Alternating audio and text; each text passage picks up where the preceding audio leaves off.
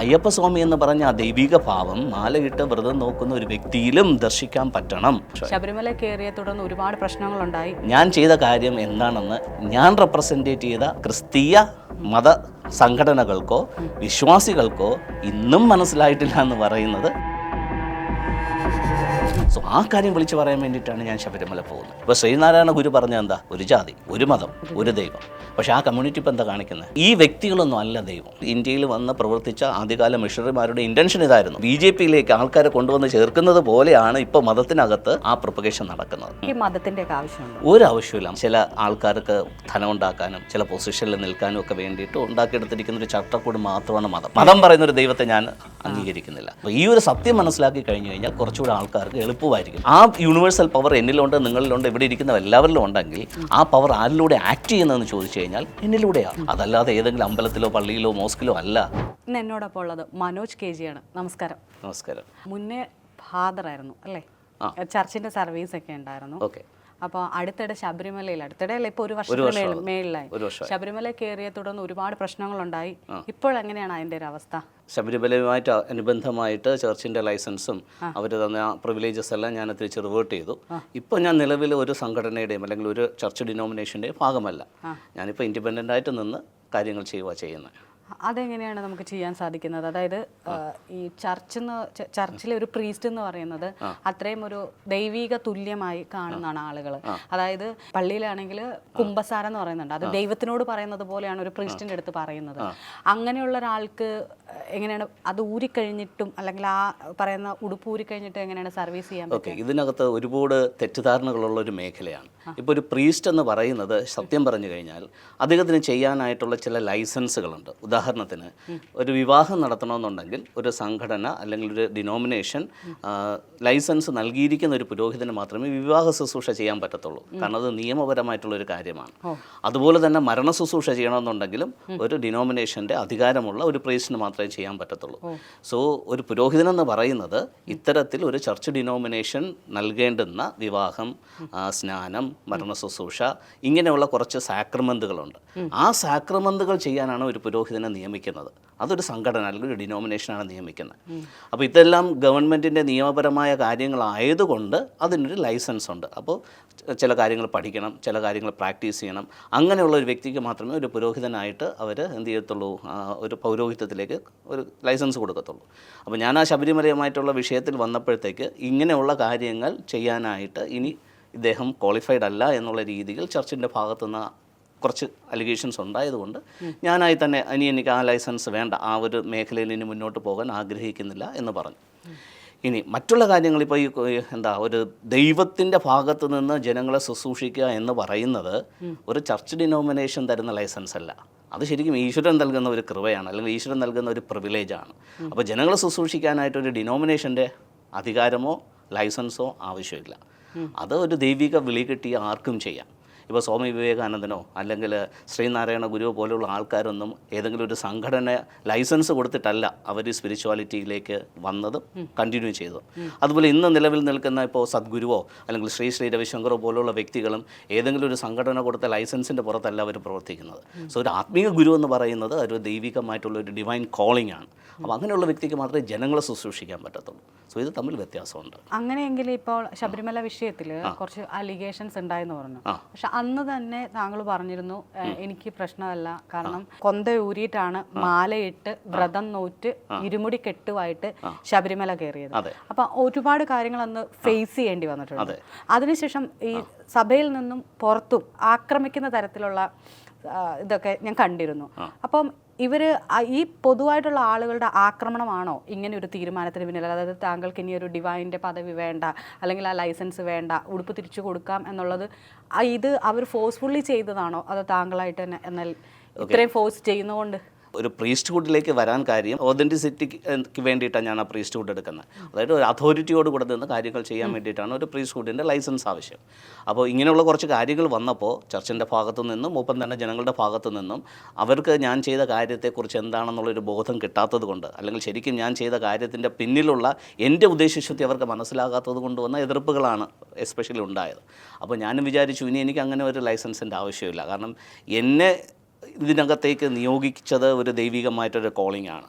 അപ്പോൾ അതിന് ജനങ്ങളുടെ മുമ്പ് നിൽക്കാൻ വേണ്ടിയിട്ടാണ് ഞാനൊരു അതോറിറ്റി എന്നുള്ള നിലയിൽ ഒരു പ്രീസ്റ്റ്ഹുഡിലേക്ക് കടന്നു വന്നത്. അപ്പോൾ അതില്ലെങ്കിലും ഞാൻ മുമ്പ് ചെയ്തു വന്നിരുന്ന കാര്യങ്ങൾ എനിക്ക് കണ്ടിന്യൂ ചെയ്യാൻ പറ്റുമെന്നുള്ള ഉറപ്പുള്ളത് കൊണ്ടാണ് ഇനി അവരുടെ ലൈസൻസിൽ നിൽക്കണ്ട എന്ന് ഞാൻ വിചാരിച്ചത്. ഒരു ക്രിസ്ത്യാനിറ്റി ആയ ഒരു മതപുരോഹിതൻ, വെറും ഒരു വ്യക്തിയല്ല, ക്രിസ്ത്യാനി മാത്രമല്ല, ഒരു മതപുരോഹിതൻ ഈ ശബരിമല കയറുന്നതിന് പിന്നിലുള്ള എന്ത് ഉദ്ദേശമായിരുന്നു ഉണ്ടായിരുന്നു? ശരിക്കും ശബരിമലയിൽ എഴുതി വെച്ചിരിക്കുന്ന ആപ്തവാക്യം എന്ന് പറയുന്നത് തത്വമസിയാണ്. എല്ലാ മതങ്ങളും, ഇപ്പോൾ ക്രിസ്തീയ മതം മാത്രമല്ല, ഏത് മതം എടുത്താലും അതിൻ്റെ കോർ എസൻസ് എന്ന് പറയുന്നത് ദൈവം നമ്മുടെ ഉള്ളിലാണ് വസിക്കുന്നത് എന്നുള്ളതാണ്. ആ ദൈവം നീ തന്നെ എന്നുള്ളതാണ്. അപ്പോൾ നമ്മൾ ആരെ അന്വേഷിച്ചാണോ പള്ളിയിൽ പോകുന്നത്, ആരെ അന്വേഷിച്ചാണോ അമ്പലത്തിൽ പോകുന്നത്, ആർക്ക് വേണ്ടിയിട്ടാണോ നമ്മൾ മോസ്കിൽ പോകുന്നത്, ആ വ്യക്തി നമ്മുടെ ഉള്ളിൽ തന്നെ എന്നാണ് എല്ലാ മതങ്ങളും പ്രതിപാദിക്കുന്നത്. അപ്പോൾ ഞാൻ ശബരിമലയിൽ പോയി നിന്ന് ഇത് പറയാൻ കാരണം ശബരിമലയിൽ എഴുതി വച്ചിരിക്കുന്ന ഈ ഒരു സന്ദേശമാണ്. അപ്പോൾ മാല ഇട്ട് കഴിഞ്ഞാൽ ഒരു വ്യക്തിയെ വിളിക്കുന്നത് സ്വാമി എന്നാണ്. അപ്പോൾ അങ്ങോട്ട് പോകുന്നത് ആരെ കാണാൻ വേണ്ടിയാണ്? സ്വാമിയെ കാണാൻ വേണ്ടിയാണ്. പക്ഷേ ഈ വ്യക്തിയെ വിളിക്കുന്നത് എന്താണ്? സ്വാമി എന്ന് തന്നെയാണ്. അതുപോലെ അയ്യപ്പ എന്ന് പറയുന്നതും അവിടെ ഇരിക്കുന്ന പ്രതിഷ്ഠ അയ്യപ്പൻ്റേതാണ്. ഒരു മാലയിട്ട് കഴിഞ്ഞ വ്യക്തിയെ വിളിക്കുന്നതും അയ്യപ്പ സ്വാമി എന്നാണ്. അപ്പോൾ അവിടെ വരുന്ന കാര്യം എന്ന് വെച്ച് കഴിഞ്ഞാൽ അയ്യപ്പ സ്വാമി എന്ന് പറഞ്ഞ ആ ദൈവിക ഭാവം മാലയിട്ട് വ്രതം നോക്കുന്ന ഒരു വ്യക്തിയിലും ദർശിക്കാൻ പറ്റണം. ആ വ്യക്തി അദ്ദേഹത്തെ തന്നെ അങ്ങനെ കാണണം എന്നുള്ളതാണ് ശബരിമല പറയുന്ന സന്ദേശം. സോ ആ സന്ദേശം വിളിച്ചു പറയാനായിട്ട് ഏറ്റവും അനുയോജ്യമായ സ്ഥലമെന്ന് പറയുന്നത് ശബരിമലയിൽ ആ നടയിൽ നിന്ന് പറയുമ്പം അതിൻ്റെ ഒരു പവിത്രതയുണ്ട്, അതിൻ്റെ ഒരു ഓതൻറ്റിസിറ്റി ഉണ്ട്, അതിൻ്റെ ഒരു പവറുണ്ട്. സോ ആ കാര്യം വിളിച്ചു പറയാൻ വേണ്ടിയിട്ടാണ് ഞാൻ ശബരിമല പോകുന്നത്. അപ്പോൾ അങ്ങനെ ഈ വിളിച്ചു പറഞ്ഞതിൽ എന്തായിരുന്നു നേട്ടങ്ങളും കോട്ടങ്ങളും? നേട്ടം എന്തായാലും ഞാൻ എന്താണ് അല്ലെങ്കിൽ എൻ്റെ ഉദ്ദേശം എന്താണ് എന്നുള്ളത് ഇന്ന് ക്രിസ്തീയ മതത്തിനകത്തും അല്ലെങ്കിൽ ഹൈന്ദവ മതത്തിനകത്തും അല്ലെങ്കിൽ ഇസ്ലാം മതത്തിൽ നിൽക്കുന്ന വ്യക്തികൾക്ക് ഞാൻ എന്താണ് പറയാൻ ഉദ്ദേശിച്ച കാര്യം അല്ലെങ്കിൽ ഞാൻ എന്താണ് ജനങ്ങളിലേക്ക് ചെയ്യാൻ ആഗ്രഹിക്കുന്നത് എന്നുള്ളത് വ്യക്തമായി. അതായത് ഞാനൊരു ക്രിസ്തീയ പുരോഹിതനാണെങ്കിൽ പോലും ഒരു പുരോഹിതൻ എന്ന് പറയുന്നത് എന്താ? ജനങ്ങൾക്ക് വേണ്ടിയിട്ട് ശുശ്രൂഷ ചെയ്യുന്ന വ്യക്തി എന്നാണ്. അപ്പോൾ ഒരു ക്രിസ്തു മതം അല്ലെങ്കിൽ ഒരു ക്രിസ്ത്യാനി എന്ന് പറയുന്ന ഒരു പുരോഹിതൻ ക്രിസ്ത്യാനികൾക്ക് വേണ്ടി മാത്രമുള്ളതല്ല, അത് ജനങ്ങൾക്ക് വേണ്ടിയിട്ടുള്ളതാണ്. ജാതി മത വ്യവസ്ഥയ്ക്ക് അതീതമായി നിൽക്കണമെന്നാണ്. അതുപോലെ ശബരിമലയിലിരിക്കുന്ന ഒരു പൂജാരി അല്ലെങ്കിൽ മേൽശാന്തി, അദ്ദേഹം ഹിന്ദുക്കൾക്ക് വേണ്ടിയിട്ട് മാത്രമല്ലല്ലോ. മാലയിട്ട് വ്രതം നോക്കിയ ആർക്ക് വേണമെന്നുണ്ടെങ്കിൽ അവിടെ പോകാം, ഇല്ലേ? അതിന് ജാതി മത വ്യത്യാസമില്ല. അപ്പോൾ ശബരിമലയിൽ നിൽക്കുന്ന ഒരു മേൽശാന്തിയെ സംബന്ധിച്ചിടത്തോളം അദ്ദേഹം റെപ്രസെൻറ്റേറ്റ് ചെയ്യുന്നത് ഹൈന്ദവ മതത്തിൻ്റെ ഒരു പൂജാരി എന്നുള്ളതല്ല. അവിടെ ചെല്ലുന്ന ആർക്കും അദ്ദേഹത്തിൻ്റെ ശുശ്രൂഷ കിട്ടും, അല്ലേ? ശരിയല്ലേ? സോ ഇതുപോലെ തന്നെ ഒരു പുരോഹിതൻ എന്നുള്ള നിലയിലും ആ പുരോഹിതൻ ക്രിസ്ത്യാനികൾക്ക് വേണ്ടിയിട്ടായിക്കഴിഞ്ഞാൽ അത് ശരിക്കും ഒരു മതവൽക്കരണമായി പോകും. ഒരു പുരോഹിതൻ്റെ ശരിക്കുമുള്ള ശുശ്രൂഷ ജനങ്ങളെ സേവിക്കുക എന്നുള്ളതാണ്. അത് ഏത് മതത്തിലാണെങ്കിലും അങ്ങനെയാണ്. അതങ്ങനെ ജീസസ് പഠിപ്പിച്ചിരിക്കുന്നത്. പിന്നെ ഇതിനകത്തുള്ള കുറച്ച് സ്വജന പക്ഷപാതം എന്നൊക്കെ പറഞ്ഞ് നിൽക്കുന്ന വ്യക്തികളുണ്ട്. അപ്പോൾ അതെൻ്റെ വിഷയമല്ല. അപ്പോൾ എൻ്റെ ഉദ്ദേശശുദ്ധി നേരത്തെ പറഞ്ഞ പോലെ എൻ്റെ അഡ്വാൻറ്റേജ് എന്താണെന്ന് ചോദിച്ചു കഴിഞ്ഞാൽ ഞാൻ നിലനിൽക്കുന്നത് എല്ലാ ജനങ്ങൾക്കും വേണ്ടിയാണ്. ഞാനൊരു മതഭക്താവല്ല എന്നുള്ള എൻ്റെ നിലപാടിനെ എനിക്ക് പബ്ലിക്കാക്കാനും ജനങ്ങൾക്ക് അത് മനസ്സിലാക്കി കൊടുക്കാനും ആ ഒരു യാത്രയിലൂടെ കഴിഞ്ഞു എന്നുള്ളത് ഒരു അഡ്വാൻറ്റേജാണ്. ഇനി ഡിസഡ്വാൻറ്റേജ് എന്താണെന്ന് ചോദിച്ചു കഴിഞ്ഞാൽ ഞാൻ ചെയ്ത കാര്യം എന്താണെന്ന് ഞാൻ റെപ്രസെൻറ്റേറ്റ് ചെയ്ത ക്രിസ്തീയ മത സംഘടനകൾക്കോ വിശ്വാസികൾക്കോ ഇന്നും മനസ്സിലായിട്ടില്ല എന്ന് പറയുന്നത് ഒരല്പ വേദനാജനകമാണ്. അതൊരു ഡിസഡ്വാൻറ്റേജാണ്. കാരണം അവർ ഈ കുതിരയ്ക്ക് ഈ മുഖപ്പട്ട വെച്ച് കെട്ടുന്നത് പോലെ ചില അനുഷ്ഠാനങ്ങളിലൂടെ ചില ഡോക്ടറിൻസിലൂടെ മാത്രം ഇതിനെ നോക്കി കാണുന്ന ഒരു വിഭാഗമാണ്. ആളുകൾ കുറച്ചുകൂടെ ഓർത്തഡോക്സ് ആവുന്നെങ്കിലും ഇപ്പൊ കുറച്ചുകൂടെ ലിബറൽ ആവുന്നില്ലേ കാര്യങ്ങൾ? എനിക്ക് തോന്നുന്നു ഒരു 35-40 വയസ്സിന് മുകളിലുള്ള ആൾക്കാരാണ് തീരെ ഓർത്തഡോക്സ് ചിന്താഗതിയുള്ള ആൾക്കാർ. യങ്സ്റ്റേഴ്സുള്ള ആൾക്കാർ കുറച്ചുകൂടെ ലിബറലായിട്ട് കാര്യങ്ങൾ കാണുകയും വീക്ഷിക്കുകയും മനസ്സിലാക്കുകയും ചെയ്യുന്നുണ്ട്. സോ എന്നെ എതിർക്കുന്നതിൽ കൂടുതലും ഒരു 35-40 വയസ്സിന് മുകളിലുള്ള ആൾക്കാരാണ്. ഒരു സംശയമാണ് അത്. ഒരു പക്ഷേ ഇപ്പം ബൈ ബർത്ത് ഞാനൊരു ഹിന്ദുവാകാം, താങ്കൾ ഒരു ക്രിസ്ത്യാനിയാണ്. നമ്മൾ ഉദ്ദേശിച്ചിട്ടല്ല നമ്മൾ ആ മതത്തിൽ ജനിക്കുന്നത്. നമ്മളല്ല, നമ്മൾക്കൊരു മതം കിട്ടുന്നത് എങ്ങനെയാണ്? അപ്പനും അമ്മയിൽ നിന്നാണ്. വളർന്നു കഴിയുമ്പോൾ നമുക്കത് വേണമെങ്കിൽ സ്വീകരിക്കാം, വേണ്ടെങ്കിൽ വേണ്ട. അങ്ങനെയുള്ളപ്പോൾ ഇപ്പൊ 30-35 വയസ്സെന്ന് പറയുന്നു. അപ്പോൾ എനിക്ക് തോന്നുന്നു ഇപ്പൊ ഇപ്പോഴാണ് ഇന്റർനെറ്റിന്റെ കാലഘട്ടം കൂടിയതും ഇങ്ങനെ ആളുകളുമായിട്ട് ഇപ്പോഴത്തെ യങ്സ്റ്റേഴ്സിന് കുറച്ചുകൂടെ വിവരവും അവർക്കിതൊന്നും ഒരു പ്രശ്നമല്ല. പക്ഷേ ഈ 30-35 കാലഘട്ടത്തിലുള്ളവർക്ക് ഈ മൂല്യങ്ങളെല്ലാം പഠിപ്പിച്ചിട്ടാണ് വിടുന്നത്. അതായത് അന്നത്തെ പേരൻസിൽ നിന്ന് കൈമാറ്റം ചെയ്യപ്പെടുക, തലമുറകൾ വഴി ഇങ്ങനെ കൈമാറ്റം, ജീൻ വഴിയല്ല, തലമുറ വഴി ഇവരിങ്ങനെ പറഞ്ഞു കൊടുക്കുകയാണ് നമ്മുടെ മതമാണ് വലുത്, നമ്മുടെ മതത്തിനപ്പുറം ഒന്നുമില്ല. ഇതെല്ലാവരും അല്ല, ഓരോ ഇതിലും. അതിപ്പം ഒരു ഹിന്ദുവിന് ഈസി ആയിട്ട് പള്ളിയിൽ പോകാൻ പറ്റും, എന്നാൽ ഒരു ക്രിസ്ത്യാനിക്ക് അത്ര ഈസി ആയിട്ട് അമ്പലത്തിൽ പോകാൻ പറ്റില്ല. ഈ 35 വയസ്സുള്ളവർക്ക് ഇതറിയാം, അല്ലെങ്കിൽ ഇവരിത് പഠിച്ചു വെച്ചിട്ടുണ്ട്, അല്ലെങ്കിൽ ഇവർ അങ്ങനെയാണ് സൗഹൃദങ്ങളും ഇവരുടെ പാഠപുസ്തകങ്ങളും ഇപ്പം നമ്മൾ പഠിക്കുന്ന സ്കൂളുകളിലൊക്കെ വേദപാഠവം, സന്മാർഗം എന്നൊക്കെ ഇതൊക്കെ ഉണ്ട്. ഇതൊക്കെ പഠിപ്പിച്ചിട്ടാണ് നമ്മളെ വിടുന്നത്. അതുകൊണ്ട് അവർക്ക് വളം വെച്ചിട്ട് അല്ലെങ്കിൽ അവരെ പറഞ്ഞ് ബോധ്യപ്പെടുത്താൻ പറ്റില്ല, അല്ലെങ്കിൽ അവരെ ഞാൻ ഈ ചെയ്യുന്നത് എന്നെങ്കിലും അവർക്ക് മനസ്സിലാകും എന്ന് തോന്നിയിട്ടുണ്ടോ? അതിൽ രണ്ട് കാര്യങ്ങളുണ്ട്. ഒന്നെന്ന് പറയുന്നത് ഇപ്പോൾ ശാസ്ത്രം തന്നെ പറയുന്നത് ഒരു 40-45 വയസ്സ് കഴിഞ്ഞാൽ പുരുഷന്മാരെയും സ്ത്രീകളെയും അവരുടെ വിശ്വാസത്തിൽ നിന്ന് അവരുടെ ചിട്ടവട്ടങ്ങളിൽ നിന്ന് പിന്തിരിപ്പിക്കാനായിട്ട് പറഞ്ഞ് ബോധ്യപ്പെടുത്താനായിട്ട് ഇച്ചിരി ബുദ്ധിമുട്ടെന്നാണ് സയൻസ് പോലും പറയുന്നത്. അതുകൊണ്ടാണ് വിദ്യാഭ്യാസമെല്ലാം ഒരു 35 വയസ്സിന് താഴെ വെച്ചേക്കുന്നത്. കാരണം കുറച്ചുകൂടെ ഗ്രാസ്പിംഗ് പവറും അണ്ടർസ്റ്റാൻഡിങ്ങും ആ കാര്യങ്ങളെ മനസ്സിലാക്കാൻ അവർ കുറച്ചുകൂടി എളുപ്പമാണ്. അപ്പോൾ ഒരു എബോവ് 35-40 എന്ന് പറയുന്നത് ഗ്രാസ്പിംഗ് പവർ കുറവാണ്, ചേഞ്ച് ചെയ്യാൻ ഇച്ചിരി ബുദ്ധിമുട്ടാണ്. അതുകൊണ്ട് എഡ്യൂക്കേഷൻ സിസ്റ്റം പോലും അങ്ങനെ നിലനിൽക്കുന്നത്. അതൊരു കാര്യം. രണ്ടാമത്തെ കാര്യം കേട്ടിട്ടില്ലേ, നമ്മുടെ ഒരു പഴമൊഴി, ചുട്ടയിലെ ചുടല വരെ. അപ്പോൾ ആ കുഞ്ഞുനാളുകളിലെ ഈ കൊടുത്തുകൊണ്ടിരിക്കുന്ന ബ്രെയിൻ ഫീഡ് ചെയ്യുന്ന കാര്യങ്ങളെ പെട്ടെന്ന് മാറ്റാൻ അവർക്കും പറ്റത്തില്ല. അപ്പോൾ അവരെയും കുറ്റം പറഞ്ഞിട്ട് കാര്യമില്ല. ഇനി അടുത്തൊരു ആംഗിളിൽ നിന്ന് ചിന്തിക്കുവാണെന്നുണ്ടെങ്കിൽ ഇപ്പോൾ ഒരു ക്രിസ്ത്യൻ കമ്മ്യൂണിറ്റിയെ സംബന്ധിച്ചിടത്തോളം സ്നാനം, കല്യാണം, മരണം, ഇത് മൂന്നും പ്രസ്റ്റീജ് ഇഷ്യൂ ആണ്. അപ്പോൾ ചർച്ചിൻ്റെ ചിട്ടവട്ടങ്ങളിൽ നിന്ന് മാറി നിൽക്കുകയാണെന്നുണ്ടെങ്കിൽ ഈ മൂന്ന് കാര്യങ്ങൾക്കും പ്രശ്നമുണ്ടാകും. അപ്പോൾ അതുകൊണ്ടാണ് കൂടുതൽ ആൾക്കാർ അതിനകത്തേക്ക് സ്റ്റിക്ക് ഓൺ ചെയ്യുന്നത്. പക്ഷേ യങ്സ്റ്റേഴ്സിന് ഇതിനൊന്നും വലിയ കാര്യമില്ല. മരിച്ചു കഴിഞ്ഞാൽ പള്ളിയിൽ അടക്കിയില്ലെന്നുണ്ടെങ്കിൽ ശ്മശാനത്തിൽ പോയാലും പ്രശ്നമില്ലാന്ന് ചിന്തിക്കുന്നവരാണ് യങ്സ്റ്റേഴ്സ്. അപ്പോൾ അവർ കുറച്ചുകൂടി ബ്രോഡായിട്ട് ചിന്തിക്കുന്നു. പക്ഷേ പഴയ തലമുറ അവർക്ക് ആ ചർച്ചിൻ്റെ ആ ഒരു പ്രിവിലേജോടുകൂടെയുള്ള അടക്കം വേണം, അങ്ങനെ കല്യാണം നടക്കണം എന്നൊക്കെ ഉള്ളത് കൊണ്ടാണ് അവർ സ്റ്റിക്ക് ഓൺ ചെയ്യുന്നത്. അപ്പോൾ ഇത് പല രീതിയിലും അവരുടെ ചിന്താഗതി അങ്ങനെയാണ്. മാലയിട്ട് ശബരിമലയ്ക്ക് കയറാൻ പറ്റിയത് എല്ലാ മനുഷ്യർക്കും, അതായത് ജീസസ് പഠിപ്പിച്ചത് എല്ലാ മനുഷ്യരെയും തുല്യമായിട്ട് സെർവ് ചെയ്യുക എന്നുള്ളതാണ്. അങ്ങനെയെങ്കിൽ ഇന്ന് ഇപ്പൊ നിൽക്കുന്ന അച്ഛനൊരു ക്രിസ്ത്യാനിറ്റി ആണ്, അല്ലെങ്കിൽ അച്ഛന് ആ ഒരു ദൈവികത വിളിയുണ്ട്, സ്പിരിച്വൽ വിളിയുണ്ട്. ഇത് വെച്ചിട്ടൊരു വേറൊരു, അതായത് ഇപ്പൊ ഞാൻ പറയുന്നത് ക്രിസ്ത്യാനിറ്റിയോ അല്ലാതെ മറ്റൊരു മുസ്ലിം കമ്മ്യൂണിറ്റിയിലോ ഒരു ഹിന്ദു കമ്മ്യൂണിറ്റിയിലോ ചെന്നാൽ എങ്ങനെയായിരിക്കും ഒരു സ്വീകാര്യത? കാരണം ഞാനത് പറയാൻ കാരണം, അതിന് മുന്നേ ഒരു കാര്യം കൂടെ പറയട്ടെ. മുന്നേ, അതായത് വർഷങ്ങൾക്ക് മുന്നേ, നമ്മുടെ അധിനിവേശ കാലഘട്ടം തുടങ്ങുന്ന സമയത്ത് തന്നെ ഈ പറയുന്ന മിഷണറിമാരാണ് ശരിക്കും ഇവിടെ ഒരു അധിനിവേശം ശരിക്കും സ്റ്റാർട്ട് ചെയ്തത്. അങ്ങനെയാണെന്ന് വേണേൽ പറയാം. പിന്നീടാണ് ഈ പറയുന്ന കച്ചവടത്തിലേക്ക് വന്നത്. ആദ്യം മിഷണറീസ് ആണ്. അങ്ങനെ അച്ഛനറിയാലോ, ഞാൻ പറയാം തന്നെ, കടലോര പ്രദേശങ്ങളിലുള്ളവരെ കൺവേർട്ട് ആക്കി അങ്ങനെ കൊണ്ടുവന്നതാണ്.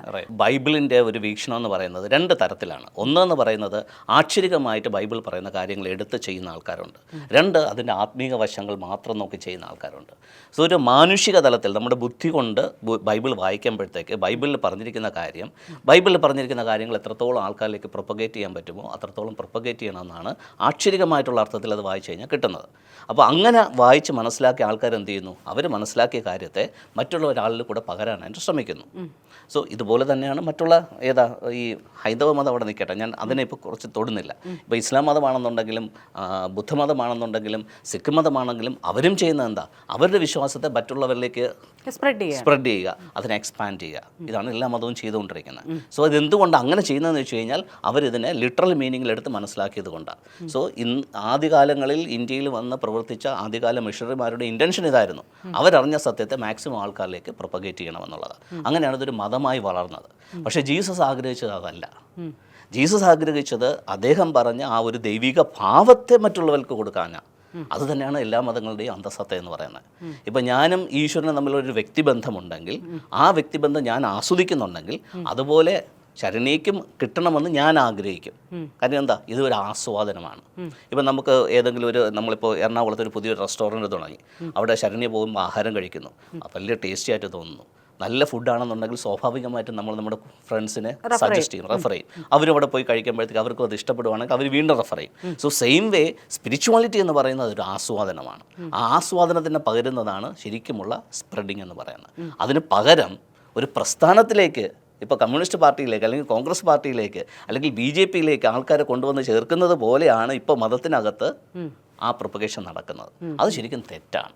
സോ അതുപോലെയാണ് മിഷണറിമാർ വന്ന് ഇവിടെയുള്ള ആൾക്കാരെ കൺവേർഷന് വിധേയമാക്കി മതത്തിനകത്തേക്ക് അവരെ സ്വരുക്കൂട്ടിയിട്ട് അതൊരു പ്രസ്ഥാനമാക്കി വളർത്തിയത്. ശരിക്കും എൻ്റെ വ്യൂ പോയിന്റിനകത്ത് അത് വലിയൊരു തെറ്റായിരുന്നു. ഇനി ആ തെറ്റ് തിരുത്താൻ വേണ്ടിയാണ് ഞാൻ ശ്രമിച്ചുകൊണ്ടിരിക്കുന്നത്. അപ്പോൾ ക്രിസ്ത്യാനിറ്റി എന്ന് പറയുന്ന മതത്തിൽ നിന്ന് ആൾക്കാരെ മാറ്റി ഈ ഒരു ആസ്വാദനത്തിലേക്ക് കൊണ്ടുവരണം. അത് ക്രിസ്ത്യാനികൾ മാത്രമല്ല, എല്ലാ മനുഷ്യരും മതാതീതമായിട്ട് ഈ ഒരു ആസ്വാദനത്തിലേക്ക് വരണമെന്നാണ് ഞാൻ ആഗ്രഹിക്കുന്നത്. അച്ഛനിപ്പോൾ പറഞ്ഞു മതാതീതമായിട്ടൊരു ലെവലിലേക്ക് വരണം. ആ ശരിക്കും നമുക്ക് ഇപ്പം ഈ പറഞ്ഞ ഇത്രയും നേരം എൻ്റെ അടുത്ത് പറഞ്ഞത് സ്പിരിച്വാലിറ്റിനെ പറ്റിയാണ്. നമ്മൾക്കൊരു ദൈവികമായ സംതിങ് എന്തോ, അതിപ്പോൾ അച്ഛൻ കാണുന്നത് ജീസസിലായിരിക്കാം, ഞാൻ കാണുന്നത് വേറൊന്നിലായിരിക്കാം, മറ്റൊരാൾ കാണുന്നത് എനിക്ക് പറയാൻ പറ്റില്ല, അറിയാലോ, അതല്ല അങ്ങനെയല്ല ആയിരിക്കും. പക്ഷേ ഒരാളെ വിശ്വസിക്കണം, ഇപ്പം മതാതീതമായിരിക്കണം എന്ന് പറഞ്ഞു, ഒരു മതത്തിൻ്റെയൊക്കെ ആവശ്യമുണ്ടോ? നമുക്ക് ശരിക്കും ഒരു അനുഭവം കിട്ടണമെങ്കിൽ, അല്ലെങ്കിൽ ഒരു ഫീൽ കിട്ടണമെങ്കിൽ നമുക്ക് ഈ മതത്തിൻ്റെയൊക്കെ ആവശ്യമുണ്ടോ? ഒരു ആവശ്യമില്ല. മതം ശരിക്കും പറഞ്ഞു കഴിഞ്ഞാൽ ഇന്ന് ചില ആൾക്കാർക്ക് ധനം ഉണ്ടാക്കാനും ചില പൊസിഷനിൽ നിൽക്കാനും ഒക്കെ വേണ്ടിയിട്ട് ഉണ്ടാക്കിയെടുത്തിരിക്കുന്ന ഒരു ചട്ടക്കൂട് മാത്രമാണ് മതം. അതുകൊണ്ട് തന്നെ മതം ഓരോ മാസം കഴിയുന്തോറും, ഓരോ വർഷം കഴിയുന്തോറും അതിൻ്റെ സ്പ്ലിറ്റിംഗ് കൂടിക്കൂടി വരുവാണ്, വിവിധ മതങ്ങൾ രൂപപ്പെടുകയാണ്. ഉദാഹരണത്തിന് ക്രിസ്ത്യാനിറ്റി എന്ന് പറയുന്നൊരു കോമൺ ആയിട്ടുള്ള കാര്യങ്ങൾ മാത്രമേ ആൾക്കാർക്ക് അറിയത്തുള്ളൂ. പക്ഷേ ക്രിസ്ത്യാനിറ്റിക്കകത്ത് ഒരു വർഷം മുമ്പ് 25,000-ലധികം ഡിനോമിനേഷൻസ് ഉണ്ടായിരുന്നു, സംഘടനകൾ. ഇന്ന് ഗൂഗിൾ ചെയ്ത് നോക്കിക്കഴിഞ്ഞാൽ ഒറ്റ വർഷം കൊണ്ട് 25,000-ൽ നിന്നത് 45,000-ആയിട്ട് വളർന്നു. അപ്പോൾ എന്തുവാ ഏതോ ഒരു സിനിമയിൽ പറയുന്നത് പോലെ വളരും തോറും പിളർന്നുകൊണ്ടിരിക്കുന്നു എന്ന് പറഞ്ഞതുപോലെ ഓരോ വ്യക്തികളുടെ സങ്കല്പനങ്ങളനുസരിച്ച്, അവരുടെ നിഗമനങ്ങളനുസരിച്ച് ഇതിനെ സ്പ്ലിറ്റ് ചെയ്ത് കൊണ്ടുപോയിക്കൊണ്ടിരിക്കുക. ഇതാണ് മതത്തിൻ്റെ ഒരു ദൂഷ്യവശം. അപ്പോൾ ഇപ്പോൾ പെന്തക്കോസ്തൽ സമൂഹത്തിൽ വിശ്വസിച്ചുകൊണ്ട് നിൽക്കുന്ന ഒരാളിന് അപ്പുറത്ത് നോക്കുമ്പം കാത്തലിക്കാണോ ശരി, CSI ആണോ ശരി, പ്രൊട്ടസ്റ്റൻ്റ് ആണോ ശരി, അപ്പോൾ മറ്റെല്ലാ ഡിനോമിനേഷനും ഇതിനകത്ത് ഏതാണ് ശരിയെന്ന് ഇവിടെ നിന്നുള്ള ഒരാൾ ചിന്തിക്കും. അപ്പോൾ ഒരു സ്വാഭാവികമായിട്ടും ഈ അക്കരെ പച്ച എന്നുള്ള നിലയിൽ ഇദ്ദേഹത്തിനൊന്ന് പോയി അവിടേക്കൊന്ന് ഏതാ സത്യം എന്ന് കണ്ട് മനസ്സിലാക്കാൻ വേണ്ടിയിട്ട് ചിലപ്പോൾ അദ്ദേഹം എന്ത് ചെയ്യുന്നു, മറ്റുള്ള സ്ഥലങ്ങളിലേക്ക് പോകാൻ സാധ്യതയുണ്ട്, തിരിച്ചും. പക്ഷേ ഇവിടെ സഞ്ചരിക്കുമ്പോഴാണ് മനസ്സിലാകുന്നത് ഇതിനകത്തെല്ലാം കള്ളത്തിനാണെന്നുള്ളത്. കാരണം അങ്ങനെ അനുഭവിച്ച് പഠിച്ച ഒരു വ്യക്തിയാണ് ഞാൻ. അപ്പോൾ മതത്തിലൂടെ അല്ല ശരിക്കും ദൈവിക ആസ്വാദനം ഉണ്ടാകേണ്ടത്. പിന്നെ നേരത്തെ പറഞ്ഞല്ലോ, ജീസസിൽ വിശ്വസിക്കുക, അല്ലെങ്കിൽ ഇന്ന വ്യക്തിയിൽ വിശ്വസിക്കുക. സോ ഈ വ്യക്തികളൊന്നും അല്ല ദൈവം. ഇതൊക്കെ നമ്മൾ മതം ഉണ്ടാക്കി വെച്ചിരിക്കുന്ന ഇപ്പോൾ ശ്രീനാരായണ ഗുരു പറഞ്ഞ എന്താ, ഒരു ജാതി, ഒരു മതം, ഒരു ദൈവം. പക്ഷേ ആ കമ്മ്യൂണിറ്റി ഇപ്പോൾ എന്താ കാണിക്കുന്നത്? ഈ പറഞ്ഞ വ്യക്തിയെ ആരാക്കി വെച്ചു? ദൈവമാക്കി മാറ്റിക്കൊണ്ടിരിക്കുക. എല്ലാ കവലുകളിലും അദ്ദേഹത്തിൻ്റെ ഇത് വെച്ച്, ഇതൊരു വിവാദമാകുമെന്ന് എനിക്കറിയത്തില്ല, പക്ഷേ അദ്ദേഹം പറഞ്ഞ കാര്യത്തെ വെച്ച് ഞാൻ പറയാം. അദ്ദേഹം ഒരു ദൈവത്തെ പ്രൊപ്പഗേറ്റ് ചെയ്യാൻ ശ്രമിച്ചു, പക്ഷേ അദ്ദേഹത്തെ ഒരു ദൈവിക ഭാവം നൽകി ആൾക്കാരെന്ത് ചെയ്യുന്നു, ആദരിക്കുന്നു. ഇതുപോലെയാണ് ജീസസിനും കിട്ടിയിരിക്കുന്നത്. ജീസസ് ദൈവമാണെന്ന് ജീസസ് ഒരിക്കലും പറഞ്ഞിട്ടില്ല. ബൈബിൾ ഒരിക്കലും പറയുന്നില്ല ജീസസ് ദൈവമാണെന്ന്. പക്ഷേ ഈ ഒരു കമ്മ്യൂണിറ്റി, ക്രിസ്ത്യൻ കമ്മ്യൂണിറ്റി എന്ത് ചെയ്തു, ജീസസിനെ ദൈവമാക്കി വെച്ചിട്ട് അവരുടെ മതത്തെ എന്ത് ചെയ്തുകൊണ്ടിരിക്കുന്നു, സ്പ്രെഡ് ചെയ്തുകൊണ്ടിരിക്കുന്നു. പക്ഷേ ജീസസ് പറഞ്ഞ ഒരു ദൈവിക സങ്കല്പം വേറെ കിടപ്പുണ്ട്, അതിലേക്ക് ആൾക്കാർ പോകുന്നില്ല. സോ ഞാൻ ആഗ്രഹിക്കുന്നത് ജീസസ് പറഞ്ഞ വ്യക്തിയിലേക്ക്, ശ്രീനാരായണ ഗുരു പറഞ്ഞ വ്യക്തിയിലേക്ക്, മുഹമ്മദ് നബി പറഞ്ഞ വ്യക്തിയിലേക്ക്, ആ വ്യക്തിത്വത്തിലേക്ക് ജനങ്ങളെ ഫോക്കസ് ചെയ്യിപ്പിക്കുകയും ആ വ്യക്തി അറിയുകയും ആസ്വദിക്കുകയും ചെയ്യണമെന്നുള്ളതാണ് ഞാൻ പ്രൊപ്പഗേറ്റ് ചെയ്യുന്ന സ്പിരിച്വാലിറ്റി. ആ വ്യക്തി ഒന്നേ ഉള്ളൂ, ഒരു പ്രപഞ്ച സൃഷ്ടാവേ ഉള്ളൂ. ആ പ്രപഞ്ച സൃഷ്ടാവിനെ ആർക്ക് വേണമെങ്കിലും എന്ത് പേരിട്ട് വേണമെങ്കിലും വിളിക്കാം. ഇപ്പോൾ ശരണ്യെന്ന് ഞാൻ വിളിക്കുന്നു, ശരണ്യയുടെ അമ്മ ശരണ്യ എന്നായിരിക്കത്തില്ല വിളിക്കുന്നത്, റൈറ്റ്? ചിലപ്പോൾ ബ്രദേഴ്സ് വേറെ പേരിൽ വിളിക്കും, ചിലപ്പോൾ ഫ്രണ്ട്സ് കളിയാക്കിയിട്ട് പെറ്റ് നെയിം വിളിക്കും. സോ ഇതെല്ലാം ഉദ്ദേശിക്കുന്ന ആര് തന്നെയാണ്? ശരണ്യ തന്നെയാണ്. സോ സെയിം വേ ആ പ്രപഞ്ച സൃഷ്ടാവിനെ നമുക്ക് ഏത് പേരിൽ വിളിച്ചെന്ന് പറഞ്ഞിട്ടും പ്രശ്നമൊന്നുമില്ല. കൃഷ്ണ എന്ന് വിളിക്കണോ, വിളിച്ചോളൂ. അള്ളാഹുവെ എന്ന് വിളിക്കണോ, വിളിച്ചോളൂ. ഇനി ബൈബിളിൽ പറഞ്ഞിരിക്കുന്ന 2 വാക്കുകൾ പറയും, ഏലോഹീം എന്ന് പറഞ്ഞു വിളിച്ചോളൂ, യഹോവേ എന്ന് വിളിച്ചോളൂ. സോ വിളിക്കുന്നത് ഒരു വ്യക്തിയാണ്, പക്ഷെ പല പേരുകളിലാണെന്ന് മാത്രം. അപ്പോൾ ഈ ഒരു സത്യം മനസ്സിലാക്കി കഴിഞ്ഞു കഴിഞ്ഞാൽ കുറച്ചുകൂടെ ആൾക്കാർക്ക് എളുപ്പമായിരിക്കും. പിന്നെ മതത്തിൻ്റെ ആവശ്യം വരത്തില്ല. ക്രിസ്ത്യാനിറ്റി തന്നെ ഇപ്പം തന്നെ പറഞ്ഞു 25,000-ൽ നിന്ന് 45,000-ഓളം. അതായത് ഇപ്പം അച്ഛൻ നിന്നത്, ഞാൻ ജനിച്ചു വളർന്നത് CSIയിലാണ്, പ്രൊട്ടസ്റ്റൻ്റ് ആണ്. പിന്നെ ഞാൻ പ്രീസ്റ്റ് എടുത്തിരിക്കുന്നത് ആംഗ്ലിക്കൻ ചർച്ചാണ്. Anglican church. അത് തന്നെ എൻ്റെ ഒരു വലിയ സംശയമാണ്. വിദേശത്ത് നിന്ന് ആദ്യം മിഷണറിമാർ വന്നിട്ട് കടലോരത്തുള്ള ആളുകളെ എന്ത് ചെയ്തു, കൺവേർട്ട് ചെയ്തു, അവരെ ക്രിസ്ത്യാനിറ്റി ആക്കി. പിന്നീടാണ് ഇങ്ങോട്ടേക്ക് അവർക്ക് ഉള്ളിലേക്ക് പ്രവേശനം കിട്ടി. പിന്നെ അടുത്ത് വന്നത് ബ്രാഹ്മണ സമൂഹത്തിനകത്തുനിന്ന് കുറെ കൺവേർഷൻ നടന്നു. അതാണ് അടുത്ത് വന്ന കൺവേർഷൻ എന്ന് പറയുന്നത്. അല്ല, അപ്പൊ ഈ കൺവേർഷനിലൊക്കെ ഇപ്പൊ അവർ പറയുന്നത്, ഇവരെല്ലാം സ്ഥാപിക്കുന്നത്, ഞാൻ പേര് പറയുന്നില്ല, ഓരോ സമൂഹവും പറയുന്നത് ഞങ്ങൾ ബ്രാഹ്മണ കമ്മ്യൂണിറ്റി എന്നുള്ള ഞങ്ങളാണ് യഥാർത്ഥ ക്രിസ്ത്യാനികൾ. ഇപ്പൊ പറയുന്ന ലാറ്റിൻ ക്രിസ്ത്യൻ ആവട്ടെ, മറ്റുള്ള RC ആവട്ടെ, കാത്തലിക് ആവട്ടെ, ഇവരൊക്കെ പറയുന്നത് ഞങ്ങളാണ് ഒറിജിനൽ എന്ന്. അന്ന് ഇതേ സമയം നമ്മളിപ്പോ ഒരു വലിയ യുദ്ധം കാണുന്നുണ്ട് ഇവിടെ. അതെ, അവര് പറയുന്നു ജീസസ് ബൈ ബർത്ത് ഞങ്ങളുടെ കമ്മ്യൂണിറ്റിയിലാണ് ജനിച്ചത്. സോ ഞങ്ങളാണ് ഏറ്റവും പ്യുവർ രക്തം, കലർപ്പില്ലാത്ത രക്തം എന്ന് പറയുന്നത്. അപ്പൊ എങ്ങനെയാണ് ഈ ജീസസ് ഇത്ര പല തട്ടിൽ നിന്ന് ജീസസിനെ ഇങ്ങനെ വിഭജിച്ചിട്ട് ഞങ്ങളാണ് യഥാർത്ഥ അനുയായികളെന്ന് പറയാൻ പറ്റുന്നത്? കാരണം താങ്കളിപ്പം പറഞ്ഞ പോലെ ബൈ ബർത്ത് CSI ആണ്, പിന്നീട് ആംഗ്ലിക്കനായി. ഇപ്പം ഈ കഴിഞ്ഞ ദിവസം ഒരു പ്രഭാഷണത്തിൽ ഞാൻ കണ്ടിരുന്നു പെന്തക്കോസിനെ കുറിച്ച് പറയുന്നത് കേട്ടു. ബ്ലെസ്സിങ് ടുഡേ എന്ന് പറഞ്ഞിട്ട് ഞാൻ അവരുടെ ഒരു പ്രയറിന് ജസ്റ്റ് എൻ്റെ റൂംമേറ്റ് അങ്ങനെ ഒരു ഫ്രണ്ട് ആയതുകൊണ്ട് ഞാൻ അവരുടെ പ്രയറിന് പോയി. അപ്പം ഇവർക്ക് ഇതിലെല്ലാം ഇങ്ങനെ ഓരോന്നുണ്ട്. മാത്രമല്ല ചില കമ്മ്യൂണിറ്റിയിൽ, അതായത് ഈ പറയുന്ന കമ്മ്യൂണിറ്റിയിൽ യേശുവിന് അമ്മയില്ല, യേശു മാത്രമേ ഉള്ളൂ. അതെന്തുകൊണ്ടാവാം? അതായത് യേശു പല വിധത്തിലുണ്ട്. ചില കമ്മ്യൂണിറ്റിയിൽ യേശുവിന് അമ്മയേ ഇല്ല എന്നുള്ള രീതിയിൽ, ചിലയിടത്ത് യേശു ഒരു എന്താ പറയുക, ഒരു മെസ്സഞ്ചർ, ഒരു എന്താ പറയുക, ഞങ്ങൾക്ക് ഗോഡുമായിട്ട് കണക്ട് ചെയ്യുന്ന ഇടനിലക്കാരനെ പോലെ നിൽക്കുന്നുണ്ട്. എങ്ങനെയാണെന്നൊന്ന് പറയാമോ? ഓക്കെ, ഞാനിത് പറയാം. ഇപ്പോൾ ക്രിസ്ത്യാനിറ്റിയെ കുറിച്ച് അറിഞ്ഞുകൂടാത്ത ആൾക്കാർക്ക് ഇത് പെട്ടെന്ന് ഇതിനെ ഒന്ന് റിലേറ്റ് ചെയ്യാൻ വേണ്ടിയിട്ട് ഞാൻ വേറൊരു എക്സാമ്പിൾ പറയാം. ഇപ്പോൾ UDF എന്ന് പറയുന്നത് ഒരു സംഘടന അല്ലല്ലോ, ഒരു കളക്റ്റീവായിട്ട് പറയുന്ന പേരാണ് UDF. സെയിം LDF എന്ന് പറയുന്നത് കളക്റ്റീവായിട്ടുള്ള പറയുന്ന ഒരു പേരാണ്. ഇതുപോലെ ക്രിസ്ത്യാനിറ്റി എന്ന് പറയുന്നത് ഒരു കളക്റ്റീവായിട്ട് പറയുന്ന ഒരു പേരാണ് ക്രിസ്ത്യാനിറ്റി എന്ന് പറയുന്നത്. അൺഫോർച്യുനേറ്റ്ലി അങ്ങനെയാണ്. പക്ഷേ UDFനകത്തേക്ക് പോകുമ്പോൾ എത്ര പാർട്ടികളുണ്ട്? ഒരുപാട് പാർട്ടികളുണ്ട്, ഇല്ലേ? LDFനകത്തേക്ക് വരുമ്പോൾ എത്ര പാർട്ടികളുണ്ട്? അവിടെയും ഇഷ്ടംപോലെ പാർട്ടികളുണ്ട്. അപ്പോൾ എന്തുകൊണ്ട് ഈ സ്പ്ലിറ്റിംഗ് വന്നത്? എല്ലാവരും മാർക്സിസത്തിൽ തന്നെയല്ലേ, കമ്മ്യൂണിസത്തിൽ തന്നെയല്ലേ വിശ്വസിക്കുന്നത്? എന്തുകൊണ്ട് LDFനകത്ത് ഇത്രയും സ്പ്ലിറ്റിംഗ് വന്നു? ഇനി BJPയിലേക്ക് പോയാലോ, അവിടെയും ഉണ്ട് ഒത്തിരി അനവധി പാർട്ടികൾ. എല്ലാം കൂടെ ചേർന്നിട്ടാണ് അവർ എന്താ NDA എല്ലാം കൂടെ ചേർന്നിട്ട് NDA. അപ്പോൾ എന്ന് പറയുന്നത് പോലെയാണ് ക്രിസ്ത്യാനിറ്റി എന്ന് പറയുന്നത് മൊത്തത്തിൽ വിളിക്കുന്ന പേരാണ്. ഇതിനകത്ത് ഒരുപാട് സ്പ്ലിറ്റിംഗ് ഉണ്ട്. അപ്പോൾ ഓരോരുത്തരും ബൈബിൾ വായിക്കുമ്പോൾ അവർക്ക് കിട്ടുന്ന അണ്ടർസ്റ്റാൻഡിങ്ങിനെ വെച്ചിട്ടാണ് അവരുടെ ഡോക്ട്രിൻസിനെ ഫോം ചെയ്തിരിക്കുന്നത്. ഇപ്പോൾ ചിലർ വായിക്കുന്ന സമയത്ത് ജീസസിന് മാത്രം പ്രാധാന്യം കൊടുത്ത് അവർ മനസ്സിലാക്കുന്നു. അങ്ങനെ വിശ്വസിക്കുന്ന എല്ലാവരും കൂടെ ഒരുമിച്ച് നിൽക്കുന്നു. അതാണ് പ്രൊട്ടസ്റ്റൻ്റ് എന്ന് പറയുന്നത്. ഇനി മറ്റൊരാൾ വായിക്കുമ്പോഴത്തേക്ക് അവർ ചിന്തിക്കുന്നു, ജീസസ് വരാൻ കാരണം മറിയ എന്ന് പറയുന്ന വ്യക്തിയാണ്. അവരിത്രയും പെയിൻ എടുത്തത് കൊണ്ടാണ് ജീസസ് എന്ന് പറയുന്ന വ്യക്തി ഇത്രയും സ്ട്രോങ് ആയത്. അപ്പോൾ അവർ മറിയയും കൂടെ ചേർത്ത് വിശ്വസിക്കുന്നു. അപ്പോൾ മറിയയും ജീസസിനും പ്രാധാന്യം കൊടുത്ത് വിശ്വസിക്കുന്നു. അതാണ് കാത്തലിക് എന്ന് പറയുന്നത്. അപ്പോൾ ഓരോ വിശ്വാസ പ്രമാണങ്ങൾ ഉണ്ടാക്കിയെടുത്തിട്ട് അതുമായിട്ട് അനുഭവം ഉണ്ടാകുന്ന വ്യക്തികളെല്ലാം കൂടെ സംഘടിതമായിട്ട് നിൽക്കുന്നതിനെ ഓരോ ഡിനോമിനേഷൻ എന്ന് വിളിക്കുന്നു. അപ്പോൾ ഇതിൽ ഏതാ ശരിയെന്ന് ചോദിച്ചു കഴിഞ്ഞാൽ അവരുടെ വ്യൂ പോയിന്റിൽ അവർ പറയുന്നതാണ് ശരി, ഇവരുടെ വ്യൂ പോയിന്റിൽ ഇവർ പറയുന്നതാണ് ശരി. പക്ഷേ ഇവരെല്ലാം കൂടെ കളക്റ്റീവായിട്ട് നമ്മൾ ക്രിസ്ത്യൻസ് എന്ന് വിളിക്കുന്നു. പക്ഷെ ഇതിനകത്ത് ഡോക്ട്രിൻസ് തമ്മിൽ, അവരുടെ വിശ്വാസങ്ങൾ തമ്മിൽ വ്യത്യാസമുണ്ട്. ഇവർക്കിടയിൽ ജാതീയമായ ഒരു തിരിവുണ്ടെന്ന് തോന്നിയിട്ടുണ്ട്? തീർച്ചയായിട്ടും ഉണ്ട്. ഞാൻ ജനിച്ച് വളർന്ന ചർച്ചിനകത്ത് കമ്മ്യൂണിസ്റ്റ് ചിന്താഗതിയുള്ള ആൾക്കാരെല്ലാം കൂടെ ഒരു വിങ്ങായിട്ട് നിൽക്കും, അതിനൊരു ഗ്രൂപ്പ് എന്ന് പറയും. കോൺഗ്രസ് ചിന്താഗതിയുള്ള ആൾക്കാരെല്ലാം മറ്റൊരു ഇതായിട്ട് നിൽക്കും. അപ്പോൾ അങ്ങനെയുള്ള സ്പ്ലിറ്റിംഗ് ഞാൻ ജനിച്ച് വളർന്ന ചർച്ചിൽ തന്നെയുണ്ട്. ഇനി അതിനകത്ത് മറ്റൊരു വിഭാഗീയത എന്ന് പറഞ്ഞാൽ ജാതിപരമായിട്ടുള്ള വിഭാഗീയതയുണ്ട്. നാടാർ ക്രിസ്ത്യൻ അല്ലെങ്കിൽ ബാക്ക്വേർഡ് ക്രിസ്ത്യൻസ്, അതിനകത്ത് എന്തുണ്ട്? വിഭാഗീയതയുണ്ട്. സോ എവിടെ നോക്കിയാലും ജാതിയുടെ പേര് പറഞ്ഞും പൊളിറ്റിക്കൽ ഇതിന് പറഞ്ഞിട്ടും അകത്ത് തന്നെ വീണ്ടും വിഭാഗീയതയുണ്ട്. സോ ഇങ്ങനെ പോകുന്തോറും പ്രശ്നങ്ങൾ സങ്കീർണമാണ്. അല്ലാതെ ഞാനിത് ഇത്രയും കൃത്യമായിട്ട് ചോദിക്കാൻ കാരണം, അച്ഛൻ കേട്ടിട്ടുണ്ടോ കെവിൻ വധക്കേസ്? ക്രിസ്ത്യാനി തന്നെയായിരുന്നു, പെണ്ണും ചെറുക്കനും. പക്ഷേ അതാ ഈ രണ്ട് വകഭേദങ്ങൾ തമ്മിലുള്ള പ്രശ്നമാണ്. അപ്പോൾ ഈ പറഞ്ഞതുപോലെ തന്നെ രാഷ്ട്രീയ പാർട്ടി കോൺഗ്രസും കമ്മ്യൂണിസ്റ്റും തമ്മിൽ അവർ മേൽത്തട്ടിലിരിക്കുന്നവരെല്ലാം ഫ്രണ്ട്ലി ആയിരിക്കും. പക്ഷെ അടിത്തട്ടിലുള്ള കോൺഗ്രസ് പാർട്ടിയിലുള്ള കമ്മ്യൂണിസ്റ്റ് പാർട്ടിയിലുള്ളവർ തമ്മിൽ പ്രശ്നമായിരിക്കും, അടിത്തട്ടിലുള്ളവർ തമ്മിൽ പ്രശ്നമായിരിക്കും. പക്ഷെ മേൽത്തട്ടിലോ അവർ ഭയങ്കര ഫ്രണ്ട്ഷിപ്പാണ്. എന്ന് പറഞ്ഞതുപോലെ തന്നെ ക്രിസ്ത്യാനിറ്റിയിൽ പല വിഭാഗീയത ഉണ്ടെങ്കിലും മേൽത്തട്ടിലിരിക്കുന്നവരെല്ലാം മച്ചമച്ചയാണ്. കാരണം അവർക്കറിയാം ഇവർ ജനങ്ങളെ ചൂഷണം ചെയ്ത് പോകണമെന്നുണ്ടെങ്കിൽ ഇങ്ങനെ സ്പ്ലിറ്റിംഗ് വെച്ചാലേ അവരുടെ സംഘടന നിലനിൽക്കുന്നു. മേൽത്തട്ടിലിരിക്കുന്നവർക്കറിയാം.